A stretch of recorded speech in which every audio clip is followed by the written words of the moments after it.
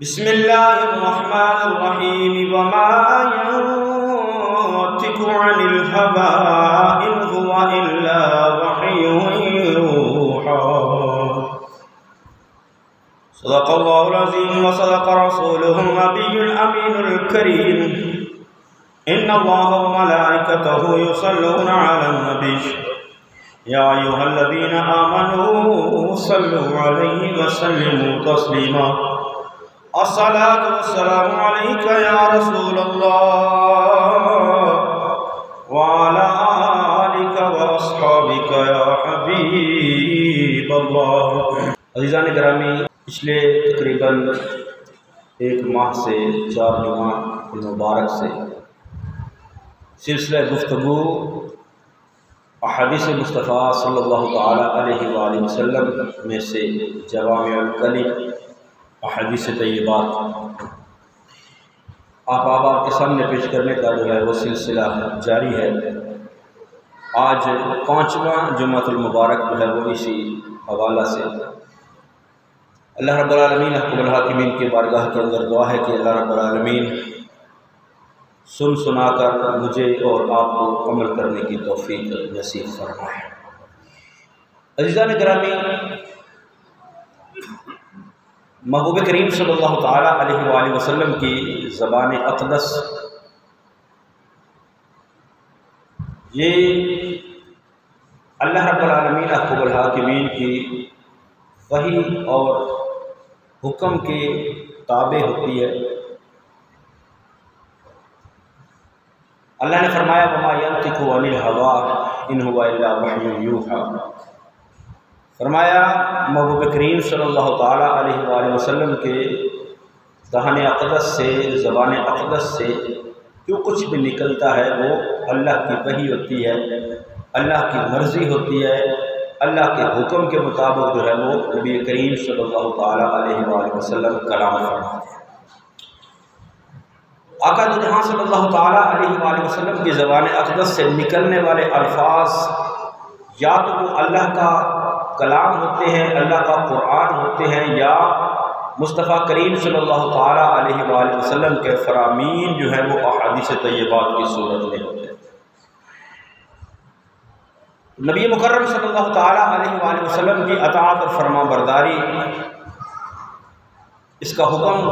خلاق کائنات وحدہ لا شریک نے خود قرآن مقدس کے اندر دیا ہے، اور امت کے اندر ائمہ محدثین ان کا یہ بہت بڑا کارنامہ ہے، بہت بڑا یہ کام ہے کہ انہوں نے نبی کریم صلی اللہ تعالیٰ علیہ وآلہ وسلم کی احادیث طیبات کو امت تک پہنچایا۔ نبی کریم صلی اللہ تعالیٰ علیہ وآلہ وسلم کے فرامین، آپ کی احادیث، آپ کے اقوال، اور نبی کریم صلی اللہ تعالیٰ علیہ وآلہ وسلم کے معمولات، یہ صحابہ کرام رضوان اللہ تعالیٰ علیہ اجمعین نے بیان فرمائے،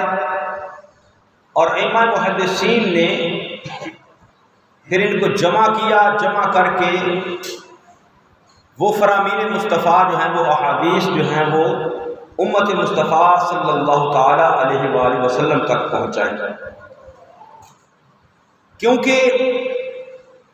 نبی کریم صلی اللہ تعالیٰ علیہ وآلہ وسلم کے فرامین وہ ہمارے لیے حجت اور دلیل ہے، اور نبی کریم صلی اللہ تعالیٰ علیہ وآلہ وسلم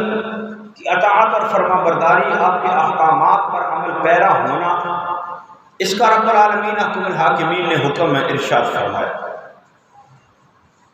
تو بہت سے محدثین گزرے کہ جنہوں نے لاکھوں کی تعداد میں احادیث طیبات جمع کی، یاد کی، اور پھر ان کو کتابی شکل دے کر جو ہے وہ امت تک پہنچائی جائے۔ ان محدثین میں سے ایک نام ہے حضرت امام ابو داؤد رحمۃ اللہ تعالی علیہ، سنن ابی داؤد آپ کی حدیث کی کتاب۔ تو حضرت امام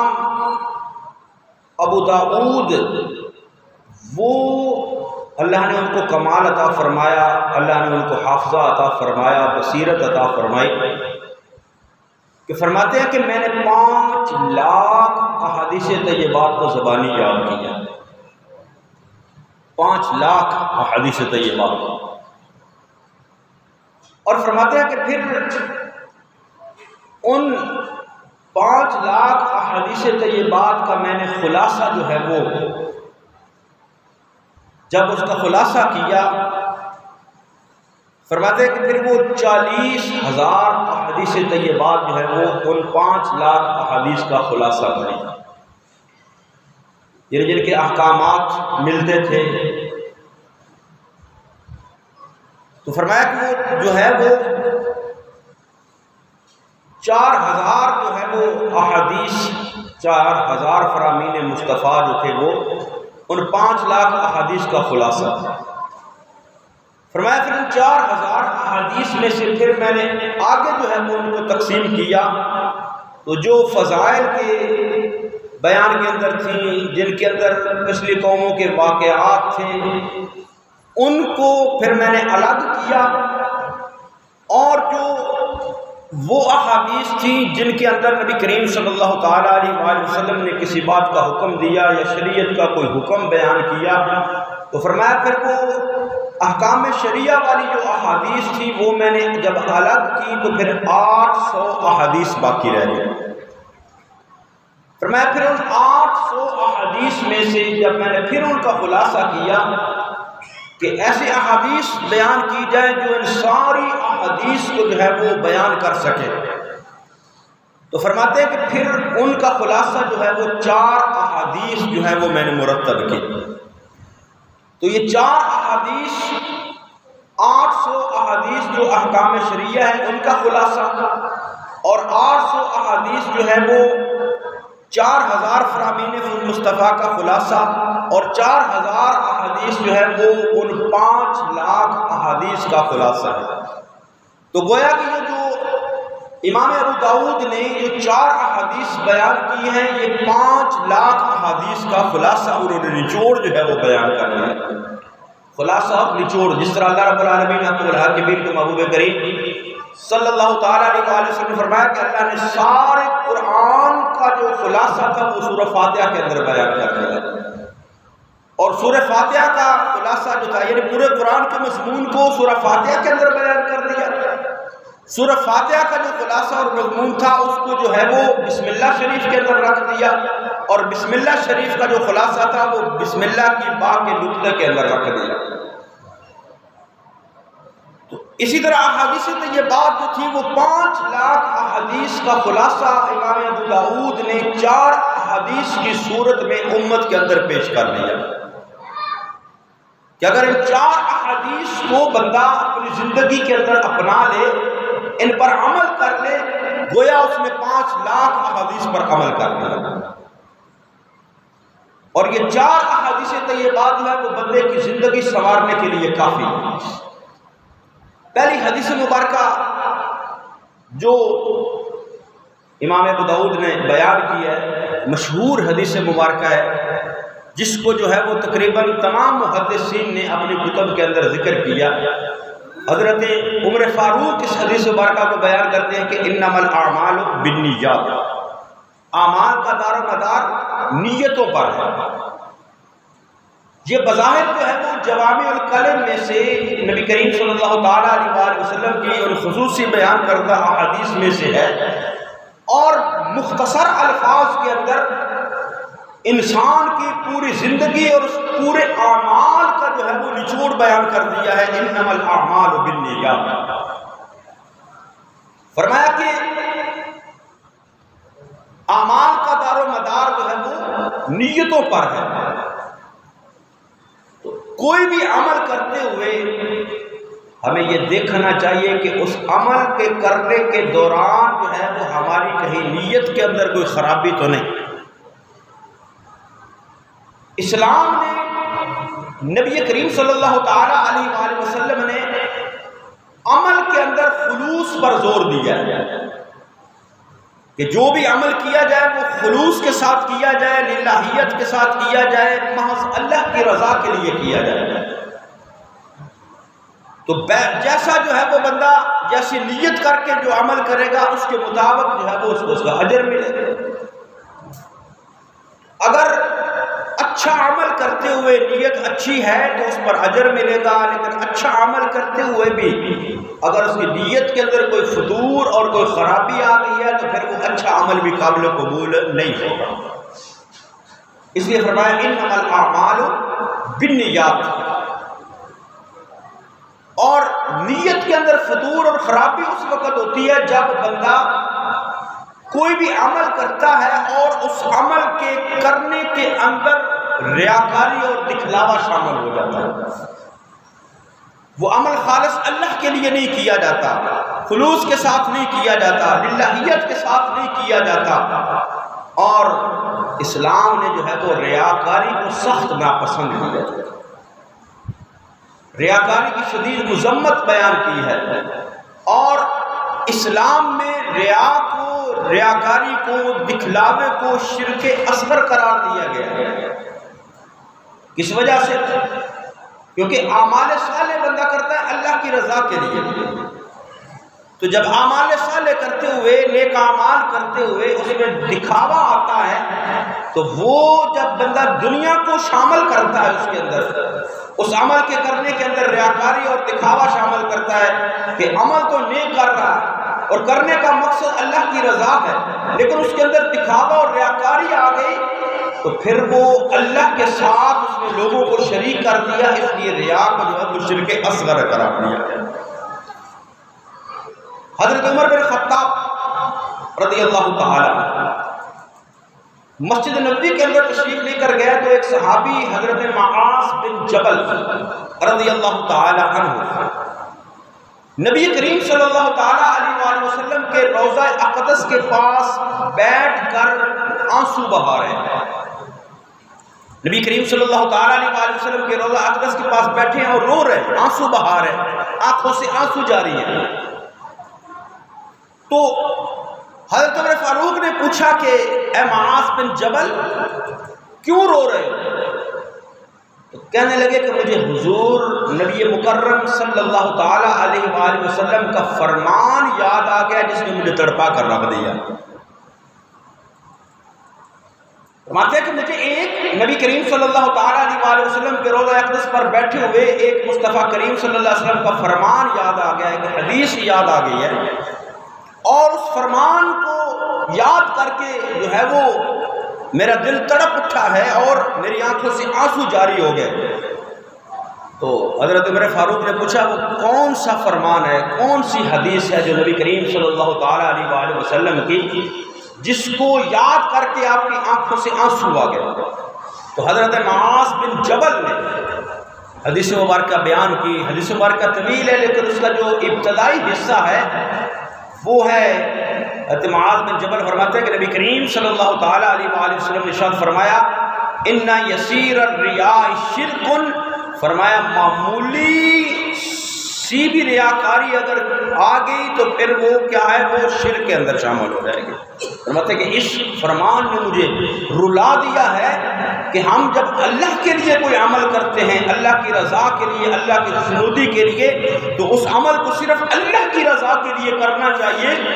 اگر اس کے اندر تھوڑی سی بھی ریاکاری، دکھلاوا آ گیا، لوگوں کی واہ واہ حاصل کرنا جو ہے وہ شامل ہو گیا نیت کے اندر، تو فرمایا پھر وہ جو ہے وہ عمل اللہ کی بارگاہ میں قابل قبول نہیں ہوگا، کیونکہ اس کے اندر شرک آ گیا ہے، ریا آ گئی ہے، ریا کو شرک اصغر قرار دیا ہے، اور جو ہے وہ شرک اللہ کو کسی صورت بھی پسند نہیں ہے۔ اللہ کو یہ بات پسند نہیں کہ اس کے ساتھ کسی کو شریک کسی بھی معاملے کے اندر ٹھہرایا جائے،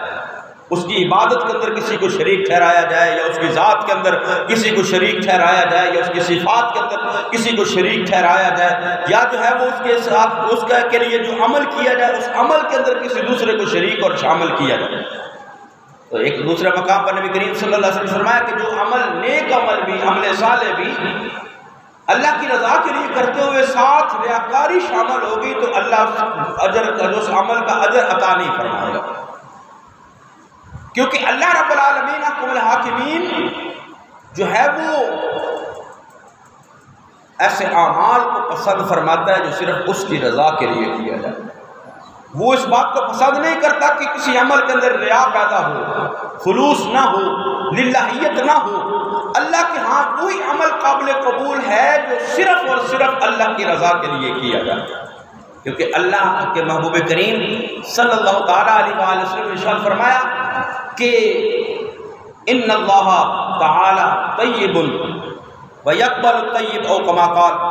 فرمایا اللہ پاک ہے اور پاک چیز کو ہی اللہ پسند فرماتا ہے، اللہ قبول فرماتا ہے۔ اس کے راستے میں صدقہ دیں، پاک مال سے صدقہ دیں کہ وہ قبول کرے گا، حرام مال سے صدقہ دے کہ اللہ کی بارگاہ میں وہ صدقہ قابل قبول نہیں ہوگا۔ وہ خود پاک ہے اور پاک چیزوں کو پسند کرتا ہے، پاک صدقات کو پسند کرتا ہے اور پاک اعمال کو پسند کرتا ہے۔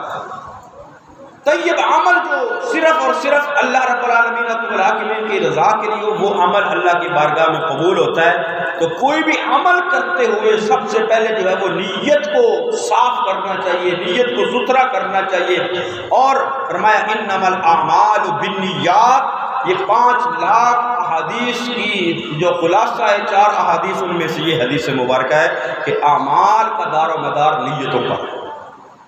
تو ہر عمل جو ہے وہ صرف اللہ کی رضا کے لیے ہو، نیت خالص کر کے جو ہے وہ جب ہم عمل کریں گے پھر وہ اللہ کی بارگاہ میں وہ عمل قبول بھی ہوگا اور اللہ اس پر ہمیں اجر بھی عطا فرمائے گا۔ اور خاص نیت کے ساتھ، خالص نیت کے ساتھ، کیونکہ کھوٹا عمل، نہ خالص چیز یہ اللہ کی بارگاہ کے اندر قبول نہیں، نہ رسول اللہ صلی اللہ تعالیٰ علیہ وآلہ وسلم کی بارگاہ کے اندر قبول ہے۔ یہ ہمارا عشق، ہمارا جو ہے وہ نبی کریم صلی اللہ تعالیٰ علیہ وآلہ وسلم کے ساتھ محبت اور پیار کے جو ہم دعوے کرتے ہیں، اگر وہ ہمارا دعویٰ خالص نہیں ہے، اس کے اندر کھوٹ ہے، تو وہ ہمارا عشق اور پیار جو ہے وہ نبی کریم صلی اللہ علیہ وسلم کی بارگاہ میں قبول نہیں ہوگا۔ وہ ایک شاعر نے، ایک نعت خان ہے، شاعر نے یہ شعر پڑھا کہ آؤ دربار مصطفیٰ کو چلے، کھوٹے سکے جہاں پہ چلتے ہیں۔ ارے کھوٹا سکہ اس بازار چ نہیں چلتا، مصطفیٰ دی بارگاہ کھوٹا سکہ کتوں چلے گا؟ ادھر تو خالص عمل، خالص پیار، خالص محبت، خالص عشق جو ہے وہ اللہ کی بارگاہ میں قبول ہوتا ہے، اللہ کے محبوب کی بارگاہ میں قبول ہوتا ہے۔ جس کھوٹے سکے کی دنیا کے اندر ویلیو کوئی نہ ہو، دھوکہ اور فراڈ ہو، تو وہ کھوٹا سکہ بارگاہ مصطفیٰ میں کیسے چلے گا؟ وہاں تو وہ عمل چلتا ہے جو خالص ہو، اعمال بھی خالص ہو، نیت بھی خالص ہو، جو ہے وہ بندے کے محبت اور پیار جو ہے وہ عشق جو ہے مصطفیٰ کے ساتھ وہ بھی خالص ہو، تو خالص اور پاک اور طیب چیز اللہ اور اس کے رسول کی بارگاہ میں قبول ہے۔ دوسری حدیث مبارکہ جو 5 لاکھ احادیث کا خلاصے میں سے نبی کریم صلی اللہ تعالیٰ علیہ وسلم کے صحابی حضرت نعمان بن بشیر رضی اللہ تعالیٰ عنہ بیان کرتے ہیں کہ آقا کریم صلی اللہ تعالیٰ علیہ وسلم نے فرمایا الحلال بین والحرام بین، فرمایا اللہ نے حلال بھی واضح کر دیا ہے اور حرام بھی واضح کر دیا ہے۔ احکامات نازل فرما دیے، فلاں چیز حلال ہے، فلاں چیز حرام ہے، فلاں چیز حلال ہے، فلاں چیز حرام ہے۔ فرمایا الحلال بین والحرام بین، اور آگے فرمایا وَبَيْنَهُمَا مُشَبَّهَاتٌ، فرمایا ان کے درمیان کچھ چیزیں ہوتی ہیں جو شبہ والی، شک والی ہوتی ہیں۔ لا يعلمها كثير من الناس، فرمایا لوگوں میں سے اکثر جو ہے وہ اس کو نہیں جانتے۔ اور فرمایا فَمَن تَقِ السَّيِّئَاتِ اسْتَبْرَأَ لِدِينِهِ وَعِرْضِهِ، فرمایا جو ان شک والی چیزوں سے بھی اپنے آپ کو جس نے بچا لیا، اس نے اپنی عزت بھی بچا لی، اپنا دین بھی بچا لیا۔ ایک تو چیز حرام ہے، شراب حرام ہے، سود حرام ہے، کئی ایسی جو چیزیں ہیں جو اللہ نے جن کو حرام قرار دے دیا، فرمایا حرام بھی اللہ نے واضح فرما دیا، حلال بھی واضح فرما دیا۔